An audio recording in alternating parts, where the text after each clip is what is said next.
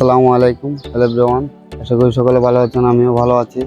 আজকে আপনাদেরকে Honda bezel গাড়ির কিছু ফাংশন বোঝাতে চাচ্ছি। ফাংশনটা হচ্ছে আজকে চাবির বিষয়। চাবির মূলত আমি গাড়িটা পার্কিং করেছি। পার্কিং করার পর আমার গাড়িটার রিমোট এই যে রিমোটে কাজ করতেছে না, রিমোটটা ডাউন হয়ে গেছে। তখন কি করতে হবে?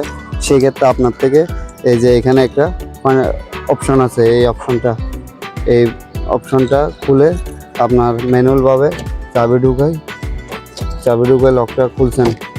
লক খোলার পর কি করবেন?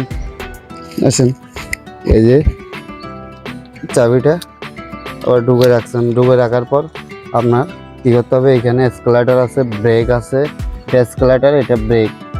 তারপর আপনি এই চাবির রিমোটটা ওই যেখানে পুশ আছে, পুশে ধরবেন, ধরে মারার সাথে সাথে স্টার্ট হয়ে যাবে। স্টার্ট হয়ে গেল। স্টার্ট হওয়ার পর আপনার গন্তব্যস্থানে পৌঁছায় আপনার রিমোটটা ব্যাটারি চেঞ্জ করে ফেলবেন।